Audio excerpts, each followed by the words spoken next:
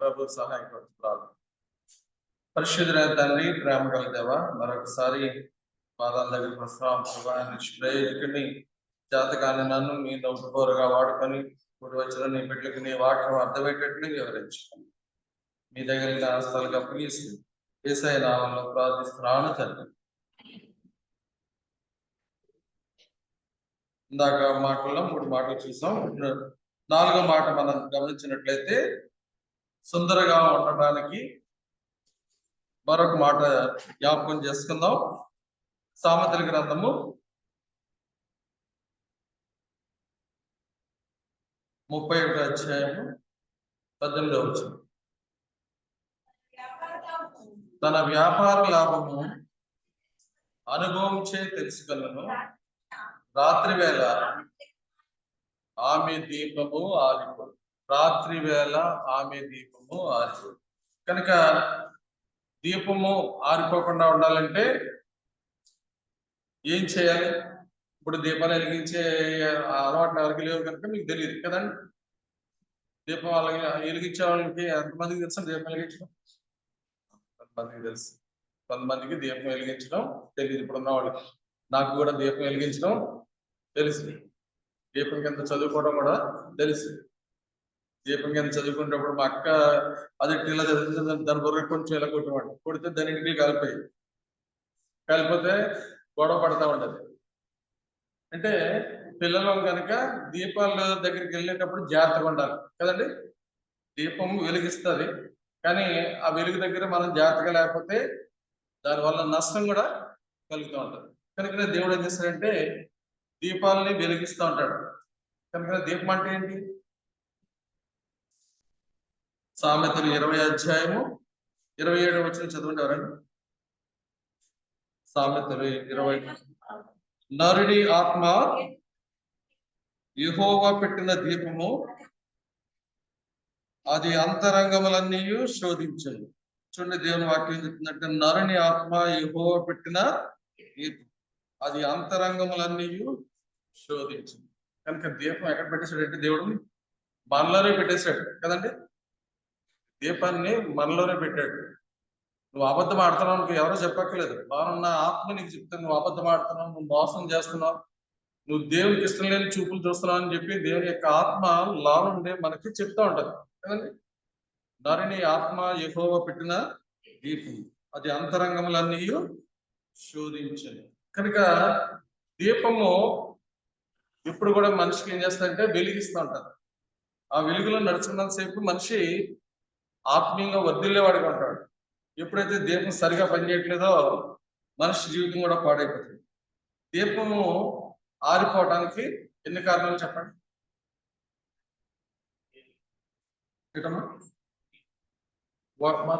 First దీపం ఆరిపోవడానికి నూనె లేకపోతే దీపం ఆరిపోతుంది. రెండోది ఒత్తి కరుడు కట్టేస్తే, అంటే అది బిగిసిపోయింది అనుకోండి, నూనెలో తడిసి లేకుండా ఉండిపోతే ఒత్తి అయిపోతుంది, బిగిసిపోతుంది, అది వెలగదు. తర్వాత దీపం ఎక్కడ ఉండాలి? గూట్లో ఉండాలి కదండి. దీపానికి ఇంటి ముందు ఏం చేసేవారు?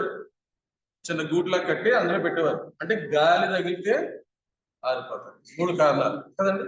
అంటే ప్రార్థన జీవితం లేని దీపం ఆరిపోతుంది. అర్థమైందండి. ప్రార్థన, కొంతమంది ప్రార్థన చేయదు, ప్రార్థన చేయకపోవడమే పాపం అని చెప్పి దేవుడి వాక్యం సెలవిస్తుంది. కనుకనే ఎవరైతే ప్రార్థనా జీవితం కలిగి ఉంటారో వాళ్ళు ఆత్మీయంగా చల్లారిపోతూ ఉంటారు. కనుకనే వాళ్ళ జీవితాలు ఎలా ఉంటాయంటే ఏదో వస్తారు వెళ్తారు తప్ప వాళ్ళకి ఏమాత్రం ఇంత సంతోషము ఉండదు. కనుకనే తర్వాత వస్తే ఇది దేనికి సాదృశ్యంగా ఉందంటే వాక్య ధ్యానం. వాక్యాన్ని ఎవరైతే సరిగ్గా చదవరో, వాక్యంతో సహవాసం చేయరో వాళ్ళు కూడా ఎలా ఉంటారంటే ఆరిపోయే వాళ్ళుగానే ఉంటారు. 3ది ఏంటంటే గాలి. ఎటు గాలి వేస్తాడు పరిగెట్టేస్తే ఆ మనిషి కూడా ఆత్మీయంగా చల్లారిపోయేవారిగా ఉంటారు. గాలి వేయటానికి దేవుడు ఒక గూటిని ఏర్పాటు చేస్తాడు కదండి. నువ్వు మందిరంలో ఉండాలి, మందిరంలో కట్టబడాలి. నీకు ఇష్టం వచ్చినట్టుగా నువ్వు తిరిగేస్తే అది దేవుని యొక్క క్రమము కాదు. దేవుడు ఎప్పుడు కూడా అన్ని క్రమ పద్ధతిలో పెట్టాడు కదండి. క్రమంగా నడుచుకున్న వాళ్ళకి దీపం వెలిగిస్తానని చెప్తున్నాడు. దావీదు గురించి చాలా చోట్ల దేవుడు ఏం చెప్తాడు చెప్పండి. దావీదుకి దేవుడు ఎన్ని మంచి మాటలు చెప్పాడంటే, దావీదు దీపాన్ని నేను వెలిగిస్తానని చెప్పాడు. అర్థమైందండి?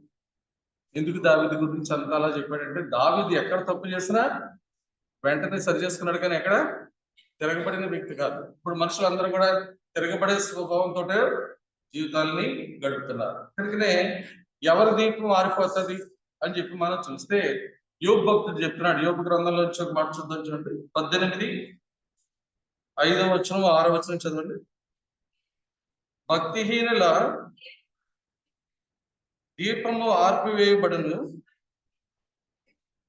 వారి అగ్ని జ్వాలలు ప్రకాశింపక పోవును. వారి గుడారములో వెలుగు అంధకారమగును, వారి యొద్దనున్న దీపము ఆరిపోవును. చూసినట్లయితే వాక్యం విని కూడా భక్తిహీనులుగా జీవిస్తున్నట్లయితే దేవుడు ఏం చెప్తున్నాడు? భక్తిహీనుల దీపము ఆర్పివేయబడును, వారి అగ్ని జ్వాలల్లో ప్రకాశింపకపోవును, వారి గుడారములో వెలుగు అంధకారమగును, వారి యొద్దనున్న దీపము ఆరిపోవు. కనుక దేవుడు ఎప్పుడు కూడా ఎవరిని ఆరిపోవడానికి ఇష్టపడడు, అందరినీ వెలిగించాలని చూస్తూ ఉంటాడు కదండి. మీరు ప్రతి ఒక్కరు కూడా ఇప్పుడు వెలిగించబడాలని చెప్పి దేవుని యొక్క ఉద్దేశం. అయితే వాక్యానికి అవిధేయులు అయితే మాత్రం తప్పనిసరిగా వాళ్ళు ఏమవుతారు? ఆరిపోతారని చెప్పేసి దేవుని వాక్యం సెలవిస్తుంది. కనుకనే దేవుని వాక్యం అంటున్నా మన జీవితంలో ఎలా ఉండాలంటే, వాక్యానికి భయపడుతూ ఉండాలి. వాక్యానికి ఎవరైతే భయపడుతూ ఉంటారో వాళ్ళ జీవితాలు ఎలా ఉంటాయంటే వెలిగించబడతా ఉంటాయి. కనుకనే దీపము నిత్యము వెలుగుచుండాలని చెప్పేసి వాక్యంలో మనం చూస్తాం. నిత్యము వెలగాలంటే ఏం చేయాలి? నిత్యము దేవునితో సహవాసం చేయాలి. దేవునితో సహవాసం చేయకపోతే వాళ్ళ దీపము ఆరిపోతారు. కనుకనే దీపం ఆరిపోకముందే ఏం చేయాలో చెప్పేసి దేవుని వాక్యంలో రాబడిందంటే చూడండి ఒక మాట.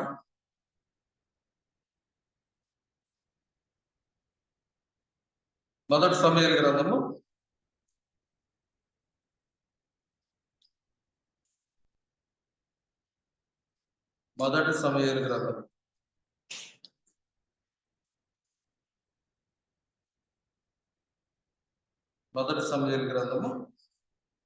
3వ అధ్యాయము 3వ వచనము మొదటి నుంచి చదవండి. బాలుడైన సమూయేలు ఏలీ ఎదుట యెహోవాకు పరిచర్య చేయుచుండెను. ఆ దినములలో యెహోవా వాక్యము ప్రత్యక్షమగుట అరుదు, ప్రత్యక్షం తరచుగా తటస్థించట లేదు. ఆ కాలమందు ఏలీ కనులు మందదృష్టి కలిగినందున అతడు చూడలేక తన స్థలమందు పండుకుని ఉండగా, దీపము ఆరిపోకమునుపు సమూయేలు దేవుని మందసమున్న యెహోవా మందిరంలో పండుకొని ఉండగాను యెహోవా సమూయేలుని పిలిచాను. అతడు చిత్తమండి నేనున్నానని చెప్పి ఏలి దగ్గరికి పోయి, నీవు నన్ను పిలిచితివి కదా, నేను వచ్చినానని. అతడు నేను పిలువలేదు, పోయి పండుకొనమని చెప్పగా అతడు పోయి పండుకొని యెహోవా మరలా సమూయేలును పిలువగా సమూయేలు లేచి ఏలి యొద్దకు పోయి, చిత్తము నీవు నన్ను పిలిచితివి గనుక వచ్చి తినన్నాడు. అయితే అతడు, నా కుమారుడా, నేను నిన్ను పిలువలేదు, పోయి పండుకొనమన్నాడు. సమూయేలు అప్పటికి యెహోవాను ఎరుగకుండెను. యెహోవా అతనికి ఇంకా ప్రత్యక్షము కాలేదు. యెహోవా 3వ మారు సమూయేలును పిలువగా అతడు లేచి ఏలి దగ్గరికి పోయి, చిత్తము నీవు నన్ను పిలిచితివే, ఇదిగో వచ్చి తిన్నాను. ఎన్నిది కలుస్తాను చెప్పండి. అంటే ఏలి దగ్గరికి ఎన్నిసార్లు వెళ్ళాడు ఇప్పుడు సమయాలు? ఏమా 3 సార్లు వెళ్ళాడు. 3 సార్లు వెళ్తే ఆయన దగ్గర నుంచి వచ్చే సమాధానం ఏంటి? నువ్వు పోయి పండుగ. నిద్రపోతున్నవాడికి పక్కన ఉన్నవాడు కూడా నిద్రపోతేనే కొంచెం బాగుంటుంది. వాళ్ళు లేచి ప్రార్థన చేస్తున్నాడు అనుకుంటే కొంచెం డిస్టర్బెన్స్ లా ఉంటుంది కదండి. మీరు ఎప్పుడైనా సరే గమనించండి. కొంతమంది ప్రార్థన జీవితం అలవాటు లేదనుకోండి, వాళ్ళు ఎవరైనా ప్రార్థన చేసుకుంటారు అనుకోండి, వాళ్ళకి ఇష్టం ఉండదు. పడుకో లేచి చేసుకుంది కానీ అంటూ ఉంటారు. కనుక ఇప్పుడు సమయాల పరిస్థితి, ఏలి పరిస్థితి ఎలా ఉందంటే చెప్పండి. తను నిద్రపోతున్నాడు కనుక మనవాడిని కూడా ఏమంటున్నాడు, పోయి పడుకోమని చెప్తున్నాడు. అది మాట సోమవారం ఎప్పుడు ఎలా సోమర లక్షణం, పక్క వాళ్ళు ప్రార్థన చేయగల దేవుడు పిలుస్తున్నాడేమో విందామని అనుకోరు కదండి. కొన్నిసార్లు దేవుడు మనకి నిద్ర పట్టని పరిస్థితులు తెస్తుంటాడు. తెచ్చినప్పుడు మనం ఏం చేయాలి? లేచి ప్రార్థన చేయాలి, వాక్యాలు చదవాలి. అప్పుడు దేవుడు ఏదో ద్వారా మనతోటి మాట్లాడుతూ ఉంటాడు. అర్థమైందంటే దేవుడు కొన్ని సమయాల్లో నిద్ర పట్టినవాడు. అది అనుభవం ఉన్నవాళ్ళకి తెలుస్తుంది, అనుభవం లేని వాళ్ళకి నేను ఏం చెప్పలేను. కానీ కొన్నిసార్లు నేను పడుకుంటే దేవుడు లేకుండా చెప్తున్నాడు, వంటగదిలోకి వెళ్ళమని చెప్తాడు. నాతోటి ఎన్ని గంటలకు చెప్పాడంటే, నేను పోయి 11 గంటలకు వెళ్ళి పడుకుని పోయాను. నాకు 2 గంటలకు మెలకు వచ్చింది, దేవుడు వంటగదిలోకి వెళ్ళమని చెప్పాడు. స్వరం వినపడుతుంది లోన్ నుంచి వెళ్ళమని, కానీ నేను వినలేదు. మళ్ళీ అలాగే పడుతుంది. మళ్ళీ 3 అయిపోయింది. 3 గంటలకి ఒకసారి మెలకు వచ్చింది, మళ్ళీ వంటగదిలోకి వెళ్ళమని. ఏదో నాకు నేక అనిపిస్తుందేమో అని చెప్పేసి నేను నిర్లక్ష్యం చేశాను. ఆ తర్వాత 5 గంటలకి మళ్ళీ ఒకసారి దేవుడు మాట్లాడుతున్నాడు, వంటగదిలోకి వెళ్ళాడు. నేను అప్పుడు ఏంటి అసలు ఇంటికి దేవుడు వంటగదిలోకి 3 సార్లు ఇంటికనే చెప్పాడని చెప్పి వంటగదిలోకి వెళ్తే, వంటగదిలో మేము ఎప్పుడు పడుకునే ముందు ఏం చేస్తామంటే బిందె నీళ్ళు స్టవ్ మీద పెడతాం. స్టవ్ మీద పెట్టి ఎప్పుడు పెట్టాము? 10 గంటలకు పెట్టాము, మర్చిపోయాం. మరి 5 గంటల వరకు బిందులో నీళ్ళు అని అయిపోయి బిందులోంచి పొగలు విపరీతంగా వచ్చి మంటలాగా అదట్లాగా స్టవ్ వెలిగిపోతుంది. అప్పుడు ఆ గదిలోకి వెళ్ళి ఆ స్టవ్ ఆఫ్ చేసాకప్పుడు దేవుడు మాట్లాడింది ఏంటంటే అది అర్థమైందంటే చాలా మందికి దేవుడు మాట్లాడుతున్నప్పుడు అర్థం అవుతుంది.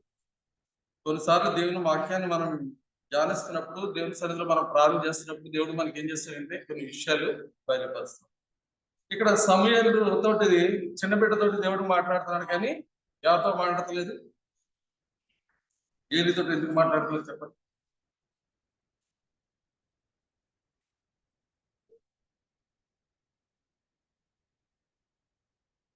ఏలితో దేవుడు ఎందుకు మాట్లాడుతాడు?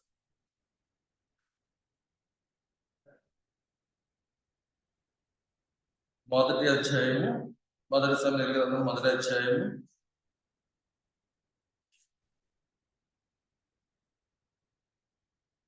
3వ వచనం కానీ చెప్పండి. ఇతడు షీలోహునందున సైన్యములకు అధిపతి యెహోవాకు మొక్కుటకును బలికి అర్పించుటకును ఏటేటా తన పట్టణం విడిచి అతడికి పోచుండేది. ఆ కాలము ఏలి యొక్క 2 కుమారులకు హోఫ్నీ ఫీనెహాసులు చూడండి. ఆ కాలం ముందు ఏలి యొక్క 2 కుమారులు ఎలా ఉన్నారంటే హోఫ్నీ ఫీనెహాసులు యెహోవాకు యాజకులుగా ఉండేది. ఇప్పుడు 2వ అధ్యాయము 12వ వచనం చదవండి. ఏలి కుమారులు యెహోవాను ఎరిగిన వారే మిక్కిలి. వీళ్ళు ఎలా ఉన్నారంటే మొదట ఎలా ఉన్నారు, ఇప్పుడు ఎలా ఉన్నారు? యాజకులుగా ఉన్నారు, దుర్మార్గులుగా ఉన్నారు. అర్థమైందండి? అంటే సేవకులు పిల్లలు ఎలా ఉన్నారంటే యాజకులుగా ఉన్నారు, దుర్మార్గులుగా ఉన్న వీళ్ళని వీళ్ళు ఏం చేయలేదంటే సరైన రీతిలో గద్దించలేదు కనుకనే వాళ్ళు ఏమైపోయారంటే యాజకులుగా ఉన్నారు, దుర్మార్గులుగా ఉన్నారు. దేవునికి వచ్చే వాళ్ళకి వీళ్ళు ఎలాంటి మనుషులుగా కనపడుతున్నారంటే చూడండి, ఇక్కడ రాస్తున్నాడు 17వ వచనం చదవండి. అందువలన జనులు యెహోవాకు నైవేద్యం చేయనందు అసహ్యపడుటకు ఆ యవ్వనులు కారణమైంది కనుక వారి పాపము యెహోవా సన్నిధిని బహు గొప్పదాయి. చూడండి, ఎందుకు ఈ వచనాలు అన్ని చదివిస్తున్నానంటే ఏలి తోటి దేవుడు మాట్లాడకపోవడానికి గల కారణం ఏంటంటే ఏలి సేవ చేస్తున్నాడు, కానీ గద్దించవలసిన రీతిలో వాళ్ళ పిల్లల్ని గద్దించట్లేదు. తర్వాత ఏం చేస్తాడు, తన తర్వాత వాళ్ళే యాజకులుగా ఉండాలన్నట్టుగా వాళ్ళని సిద్ధం చేశాడు, కానీ వాళ్ళని సరైన క్రమంలో పెంచడానికి ఇష్టపడలేదు. 13వ వచనం చదవనప్పుడు 3:13 12 చదవండి. 12 ఆ దినమున ఏలి యొక్క ఇంటి వారిని గురించి నేను చెప్పినదంతయు వారి మీదకి రప్పించును, దాన్ని చేయి మొదలుపెట్టి దాన్ని ముగించును. తన కుమారులు తమను తాము శాపగ్రస్తులు చేసుకుంటున్నారని తాను ఎరిగి వారిని అడ్డగించలేదు కనుక అతని ఇంటికి నిత్యమైన శిక్ష విధించనని నేను అతనికి తెలియజేయుచున్నాను. చూడండి, దేవుడు ఏం చేస్తాడంట? దేవుడు ఎప్పుడు కూడా యథార్థంగా మాట్లాడుతుంటాడు. ఎవరైనా ఆయన సన్నిధిలో ఒకటే కదండి, ఎవరు తప్పు చేసినా వాళ్ళకి డైరెక్ట్ గా వాళ్ళతో మాట్లాడి వాళ్ళని సరిచేయాలని చెప్పి. కనుక ఏలి మరి పెద్దవాడు, వయసులో పెద్దవాడు, కానీ తను ఎలా ఉన్నాడంటే దేవుని ప్రత్యక్షతకి ఆగిపోయింది, కనపడతలేదు. ఇంకా దేవుడు అతనితో మాట్లాడటం మానేస్తాడు. ఎందుకు మానేస్తాడో మనకు అర్థమైంది. ఎందుకంటే వాళ్ళ కుమారుని యాజకులుగా చేశాడు. యాజకులుగా చేసినప్పుడు వాళ్ళ యొక్క ప్రవర్తన, వాళ్ళు దేవుని ఇంట్లో ఉండవలసిన తీరు సరిగా లేనప్పుడు అతను ఏం చేయాలి? వాళ్ళని గద్దించి సరైన క్రమంలో పెంచాలి. ఆ సమయంలో మరి ఏలి వాళ్ళని అలా గద్దించట్లేదు, వాళ్ళని సరైన క్రమంలో పెంచలేదు. కనుకనే ఇక్కడ ఏం చెప్పినాడు? తన కుమారులు తమను తాము శాపగ్రస్తులు చేసుకుంటున్నారని తాను ఎరిగి వారిని అడ్డగించలేదు కనుక అతని ఇంటి వారికి నిత్యమైన శిక్ష. కనుక దీపము వెలుగుతుండగానే ఏం చేయాలి? ఇల్లు చక్కబెట్టుకోవాలి. మన ఇంట్లో మన పిల్లలు తప్పు చేస్తారని మనకు తెలిస్తే మనం ఏం చేయాలి? గద్దించాలి. చాలా మంది పిల్లల్ని గద్దిస్తే ఏమైపోతాడేమో అనుకుంటాం కదండి. ఏమైపోడు, గద్దించాలి, తప్పనిసరిగా గద్దించాలి కదండి. ఎప్పుడైతే మనం గద్దిస్తూ ఉంటామో గద్దింపుకు లోబడిన వాడిని దేవుడు దీవిస్తుంటాడు. గద్దింపుకు లోబడకపోతే ఏమైపోతాడు? తన ఆత్మను వాడే ఆర్పేస్తుంటాడు. కనుకనే సామెతల గ్రంథంలో మనం చూస్తుంటాం, నరుని ఆత్మ యెహోవా పెట్టిన ఆ దీపం వెలగా ఉండాలంటే తల్లిదండ్రులు ఏం చేయాలి? సామెతల గ్రంథంలో 20 కూడా చదవండి సార్.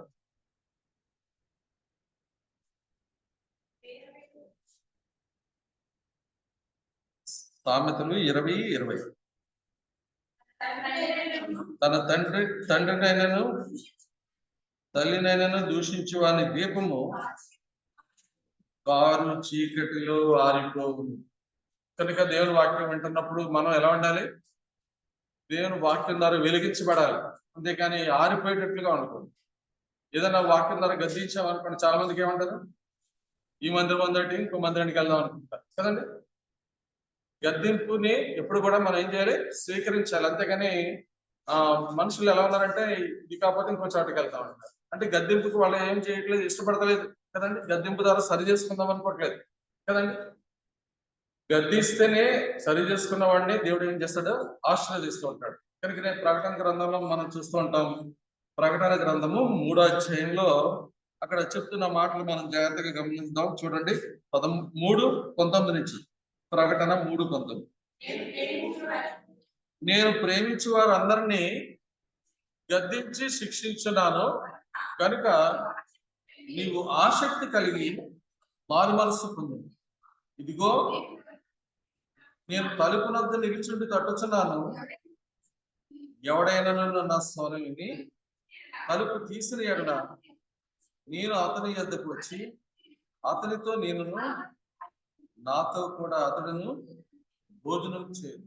ఇక్కడ చూస్తున్నట్లయితే నేను ప్రేమించే వారు అందరినీ గద్దించి శిక్షిస్తున్నానని చెప్పాడు. ఏలి తన కుమారులను ఏం చేయలేదంటే వాక్యానుసారంగా గద్దించలేదు, స్మూత్ గా గద్దిస్తున్నాడు. ఏం చేస్తాడు?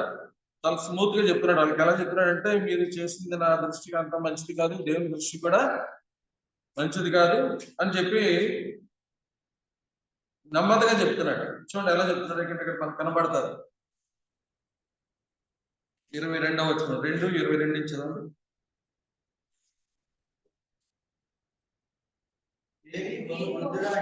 ఏలి బహువృద్ధుడు ఆయన ఇశ్రాయేలుకు తన కుమారులు చేసిన కార్యములని వారి ప్రత్యక్ష గుడారం యొక్క ద్వారం దగ్గరకు సేవ చేయడానికి వచ్చిన స్త్రీలతో సైనించిన మాట చేరుపడగా వారిని పిలిచి ఇట్లా నేను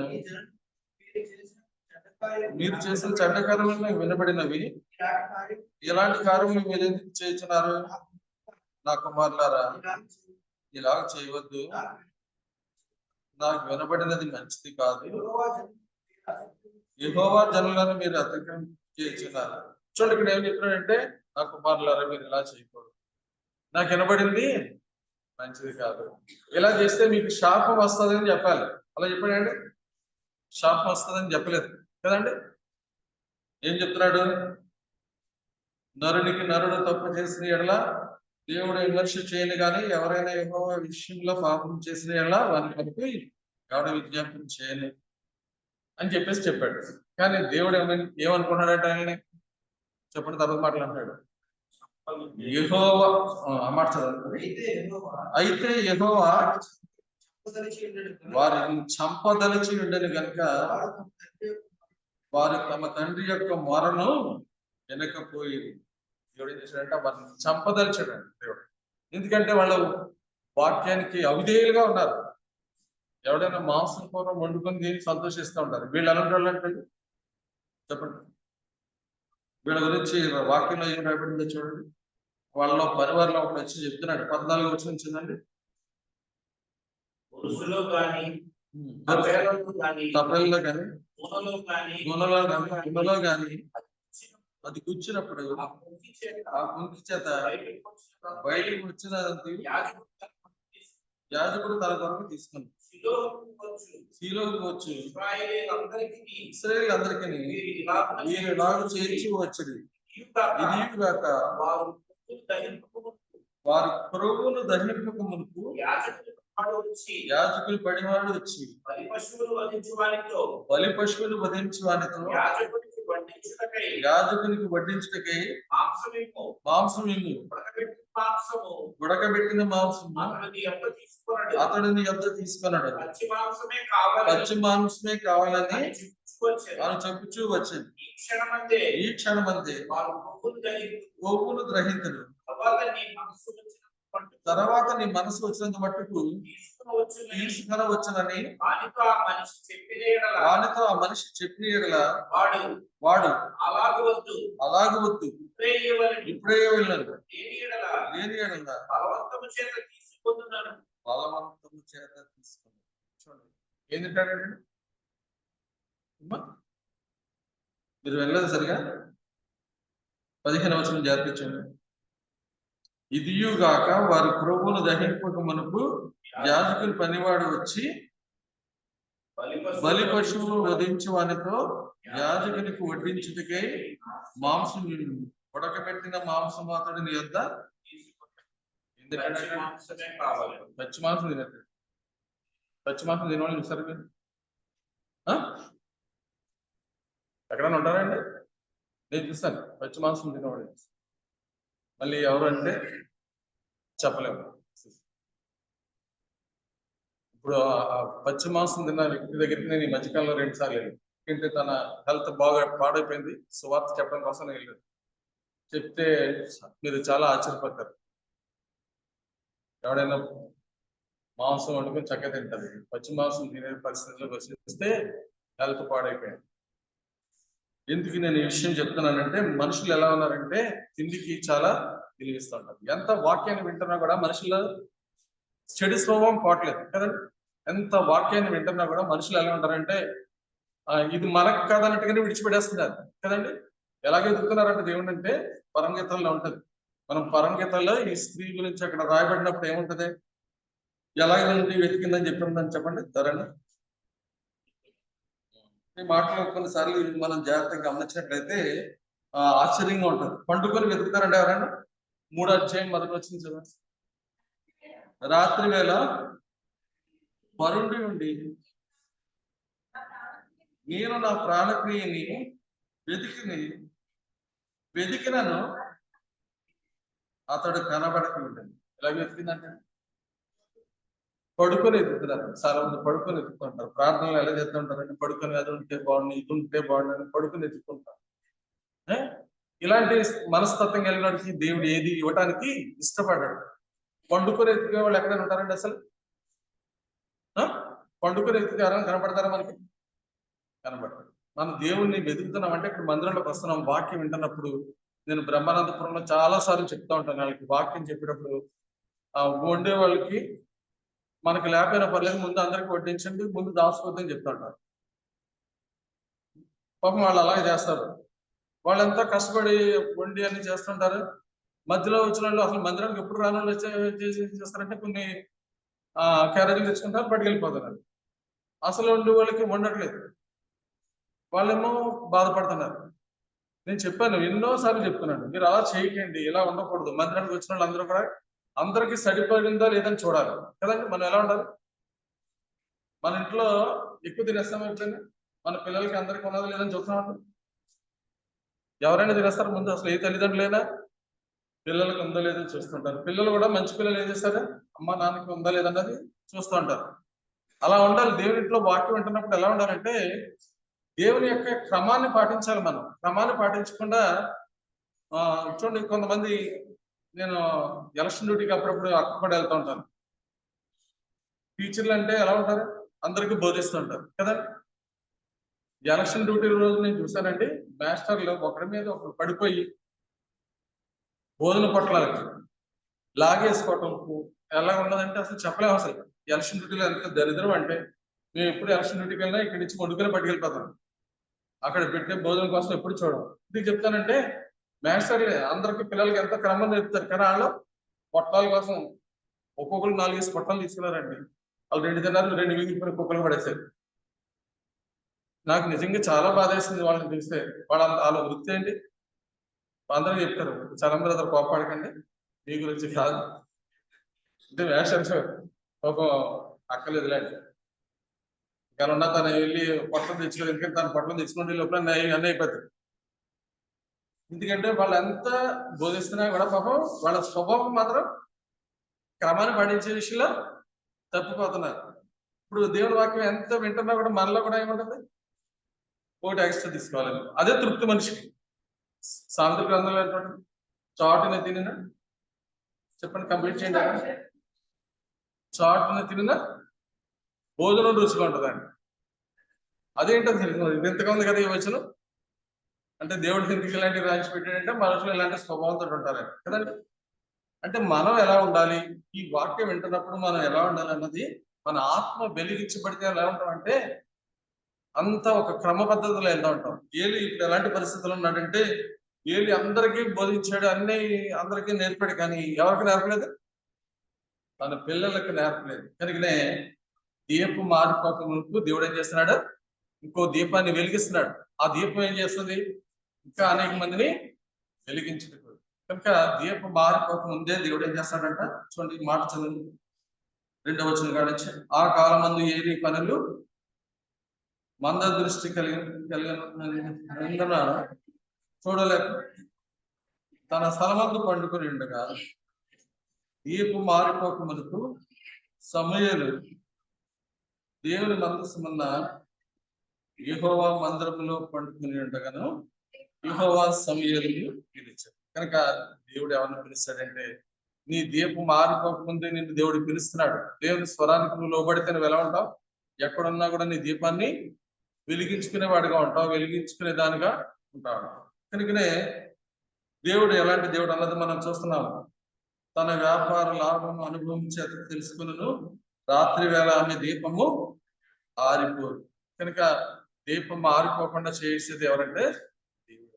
దీపం ఆరిపోకుండా చేయడానికి దేవుడు ఏం చేస్తాడు, దేవుని ఇంట్లోకి నన్ను తీసుకొస్తున్నాడు. దేవుని వాక్యం ద్వారా మనకు వినిపిస్తున్నాడు.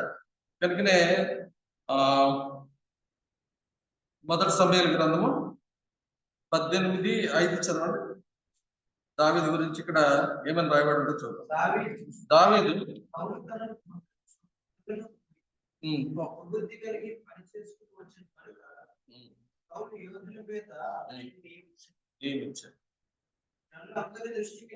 జనులందరి దృష్టికి సౌలు సేవకుల దృష్టికి దావీదు అనుకూలుడై. కనుక దావీదు ఎక్కడికి వెళ్ళినా కూడా అక్కడ ఎలా ఉన్నాడంట, సుబుద్ధి కలిగి ప్రవర్తిస్తున్నట్లు దేవుడు అతనికి తోడై ఉన్నాడని చెప్పి మనం చూస్తున్నాం. 2వ రాజుల గ్రంథము 8వ అధ్యాయం 19వ వచనం చదవండి.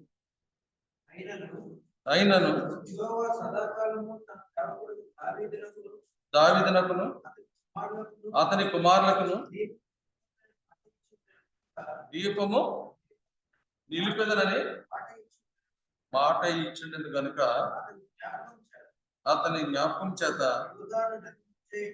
యూదాను నశింపజేయుటకు ఆయనకు మనసు లేక. చూడండి, ఇక్కడ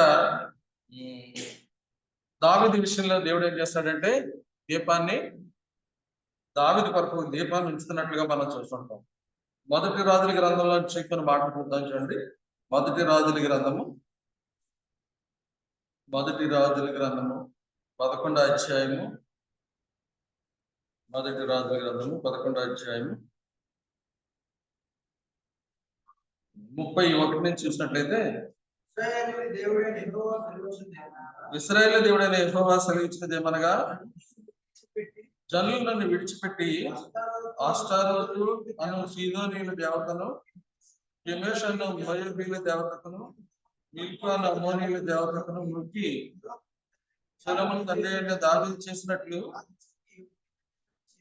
నా దృష్టికి యోగ్యమైన దాన్ని చేయు, నా కట్టడలను నా విధులను అనుసరింపకయు, నేను ఏర్పరిచిన మార్గములు నడవకయు నున్నారు కనుక సొలొమోను చేతుల నుండి రాజ్యం కొట్టివేసి 10 గోత్రములకు ఇచ్చేదను. అయితే నా సేవకుడైన దావీదు నిమిత్తమును నేను యెరూషలేము పట్టణమును కోరుకొనినందున ఇశ్రాయేలు గోత్రముల నుండి వారికి ఒక గోత్రము ఉండనిత్తును. రాజ్యము వారి చేతుల నుండి గుర్తుగా తీసివేయక నేను కోరుకునే నా సేవకుడైన దావీదు నా ఆజ్ఞలను అనుసరించి నా కట్టడలను అనుసరించిన కనుక దావీదుని జ్ఞాపకం చేసుకుని అతని దినములన్నిటిను అతన్ని అధికారిగా ఉండనిచ్చింది. అయితే అతని కుమారుల చేతుల నుండి రాజ్యము తీసివేసి అందులో నీకు 10 గోత్రములను ఇచ్చేదను. నా నామమును అక్కడ ఉంచుటకు నేను కోరుకున్న పట్టణమైన యెరూషలేములో నా ఎదుట ఒక దీపము నా సేవకుడైన దావీదునికి ఎల్లప్పుడూ ఉండినట్లు అతని కుమారునికి గోత్రం ఇచ్చింది. దావీదు కొరకు దేవుడు ఎలాంటి ప్రణాళిక కలిగినట్టు నమ్మకమైన దావీదు ఎలాంటి వాడు? నమ్మకమైన మనిషి కనుక దేవుడు ఏం చేస్తాడు, అతని కొరకంట ఎప్పుడు దీపం వెలిగేటట్లుగా ఉంచుతాడు. అర్థమైందండి? మనము మన ఇంటి వారికి ఎలా ఉండాలంటే ఒక దీపంగా ఉండాలి కదండి. మా అమ్మమ్మ చేసిన ప్రార్థన వల్ల నేను ఎలా ఉన్నానని చెప్పుకోవాలి పిల్లలు, లేదంటే మా మామగారు చేసిన ప్రార్థన వల్ల ఎలా ఉన్నామని చెప్పుకోవాలి కదండి. అంటే వాళ్ళ ప్రార్థన జీవితాన్ని బట్టి పిల్లలు ఆశీర్వదించబడుతున్నారని చెప్పి అందరూ తెలుసుకోవాలి. దావీదుని బట్టి దేవుడు ఏం చేస్తాడంట, ఒక దీపాన్ని ఉంచుతున్నానని చెప్తున్నాడు. కనుక నేను దావీదు ఆయన రాసుకున్న కీర్తనలు ఎక్కడ చూసినా కూడా ఆయన రాసుకున్న మాటలు మనం జాగ్రత్తగా గమనించినట్లయితే ఏమంటాడు చూడండి. ఒక కీర్తన రాస్తూ 18:28 ఏమంటాడు చూడండి.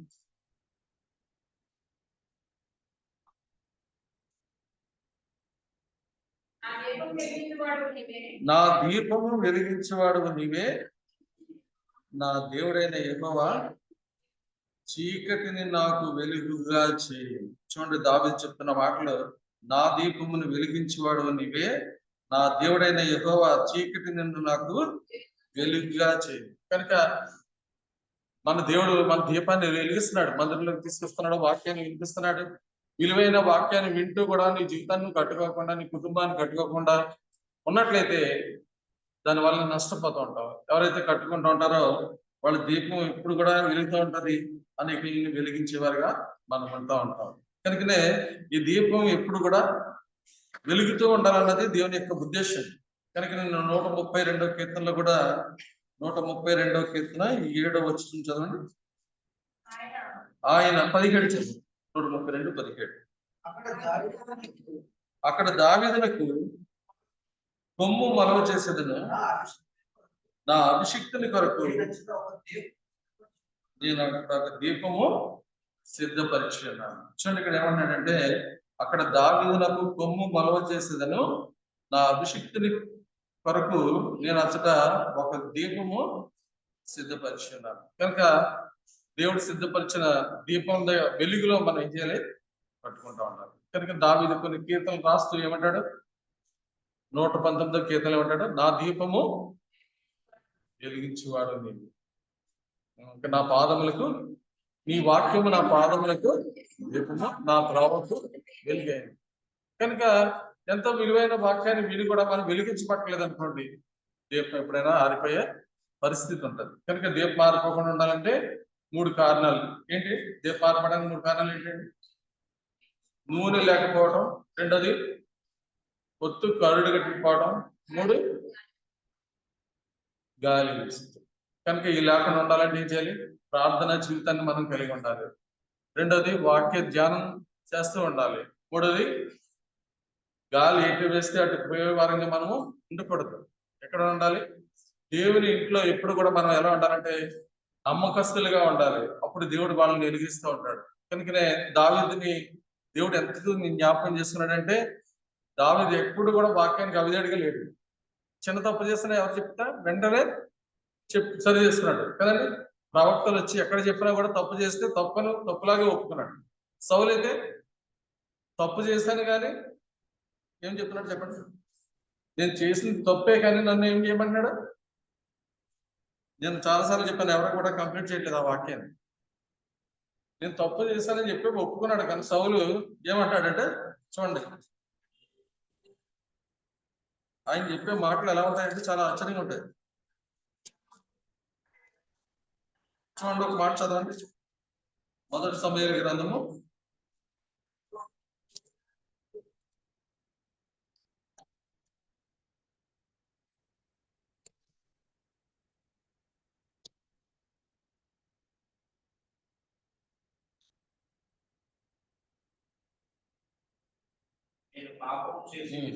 30 వచనం చూడండి. 15:30. 1 సమూయేలు 15:30 చదవండి. అందుకు సౌలు, నేను పాపం చేసి తిని అయినను నా జనుల పెద్దల ఎదుటను ఇశ్రాయేలు ఎదుటను చాలా ఏం చేయాలంటే, తప్పు చేసినాడు ఎవరైనా కనపరుస్తారండి? కనపరచడానికి ఏం చేయాలంటే ఆయన చేసే దగ్గర పని మొక్కడానికి వెళ్తున్నప్పుడు ఆయనతో కూడా రమ్మని చెప్పిపోతారు. ఏమని చెప్తున్నాడండి? అందుకు సౌలు, నేను పాపం చేసి తిని అయినను నా జనుల పెద్దల ఎదుటను ఇశ్రాయేలు ఎదుటను నన్ను గనపరచాలంట. తప్పు చేసినాడు ఎవరిని కనపరుస్తారండి? ఏదైనా మంచి పని చేస్తున్నాడే ఎవరైనా అక్కడ కనపరచడం చూస్తుంటాం. కానీ ఈయన తప్పు పని చేసి కూడా ఈయన ఏం చేయాలి? కనపరచాలి. అదేమాట అంటే మనిషి దేవుని దగ్గరికి వచ్చేటప్పుడు ఏం చేయాలి? తన తప్పు తాను తెలుసుకున్న తర్వాత ఏం చేయాలి? పశ్చాత్తాపడాలి. ఈయన పశ్చాత్తాపడే మనసు లేదు. అదే దావీదు అయితే వెంటనే ఏమన్నాడండి? నేను పాపం చేశాను అని వెంటనే ఒప్పుకున్నాడు. ఒప్పుకుంటే ప్రవక్త ఏం చెప్తున్నాడు చూడండి. 2 సమూయేలు గ్రంథంలో మనం చూసినట్లయితే 2 సమూయేలు గ్రంథము ముగించుకుందాం. 2 సమూయేలు గ్రంథము 12. నేను పాపం చేస్తున్నానని దావీదు నాతానుకు అనగా, నాతాను నీవు చావకుండానట్లు యెహోవా నీ పాపమును పరిహరించు. తప్పు చేసిన వ్యక్తి నేను వెంటనే తప్పు చేశానని ఒప్పుకున్నాడు. కనుకనే నువ్వు చావకుండానట్లు యెహోవా నీ పాపాన్ని పరిహరించానని చెప్పి. కనుక దేవుని బిడ్డలమైన మనం ఎక్కడ తప్పు చేస్తున్నామో అది తప్పు అని తెలిస్తే ఆ తప్పును వెంటనే విడిచిపెట్టాలి కదండి. కొంతమంది ఎలా ఉంటారంటే తెలియనట్టుగానే గడుపుతూ ఉంటారు. తప్పు అని తెలిస్తే వెంటనే దాన్ని మనం విడిచిపెట్టాలి. మళ్ళీ ఆ తప్పును చేయకుండా ఉండడానికి ప్రయత్నం చేయాలి. మన చేతులు అగ్గిపడింది అనుకోండి, ఏం చేస్తాం? ఎవరి మీద నిప్పు పడింది అనుకోండి, ఎలా ఉంటుంది? నిప్పు ఎప్పుడైనా పడిందా లేదా? కాలు పాపం అలాంటిది ఏమైనా జరిగిందా? క్యాండిల్ ఒకసారి వచ్చా మన చేతిలో జారిపోవచ్చు, కాలుతుంది కదండి. స్టవ్ నుంచి గిన్నెలు దించుకున్నప్పుడు ఒకవేళ కాలుతుంది, వెంటనే ఇచ్చిపెడతామని అందులో అంతా కారిపోతుందని చెప్పి జాగ్రత్తగా పెట్టుకుంటారు. ఇక్కడ ముందు అందులో ఉన్నది కింద పడినా పర్లేదు, ముందు ఏం చేయాలి? వెంటనే వదిలేస్తాం కదండి. పాపం కూడా నీ చేతిలో ఉందని చెప్పి నీకు తెలిస్తే నువ్వు వెంటనే దాన్ని విడిచిపెట్టాలి. దేవుని వాక్యంలో సామెతల గ్రంథంలో ఒక మాట, విలువైన మాట ఉంటుంది. చూడండి ఏమైనా ఉంటుందంటే, సామెతల గ్రంథంలో మాట చదువుకుని మనం ముగించుకుందాం.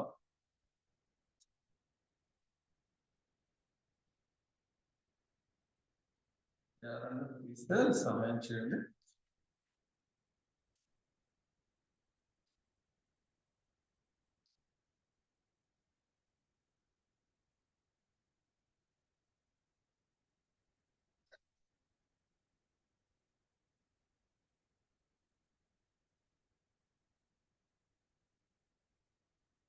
సామెతలు 6:27 చూడండి. ఒకడు తన బడిలో అగ్ని ఉంచుకునే ఎడల వాడి వస్త్రములు కాలుకుండునా, ఒకడు నిప్పుల మీద నడిచిన ఎడల వాడి పాదములు కమలుకుండునా, తన భార్యను కూడువాడు ఆ ప్రకారమే నాశనం, ఆమె ముట్టువాడు శిక్ష తప్పించుకున్నాడు. కనుక మనకి ఏదైనా అగ్ని మీద పడుతుందంటే ఎలా వెంటనే ఇచ్చిపెడేస్తాము. ఒక పాపం చేస్తామని చెప్పి తెలిసినప్పుడు ఏం చేయాలి? దేవుని వెంటలో వాక్యం వింటున్నప్పుడు వెంటనే దాన్ని విడిచిపెట్టాలి. దాన్ని విడిచిపెట్టినప్పుడే దేవుడు మనల్ని ఏం చేస్తాడు?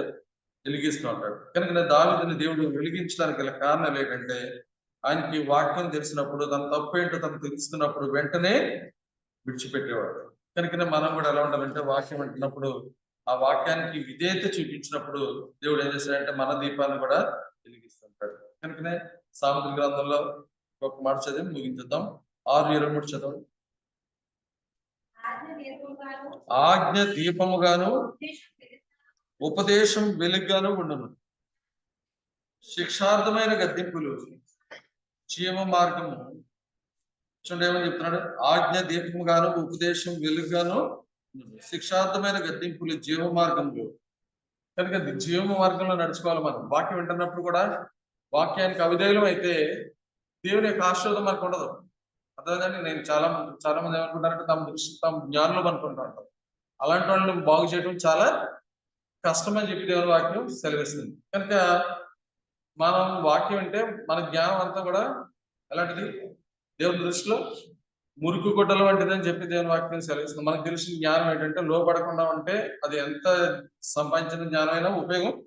దేవుని బిడ్డలకి ఉండవలసింది ఏంటంటే, దేవుని ఆజ్ఞ దీపముగాను ఉపదేశం వెలుగుగాను, శిక్షార్థమైన గద్దింపులు జీవమార్గం. కనుక దేవుని వాక్యం వింటున్నప్పుడు మన తప్పు ఏంటో మనకు తెలిసినప్పుడు మనం ఏం చేయాలి? దాన్ని విడిచిపెట్టడానికి పరిశుద్ధాత్మ దేవుడు సహాయం చేయండి. దయచేసి అందరూ కూడా మోకరించండి.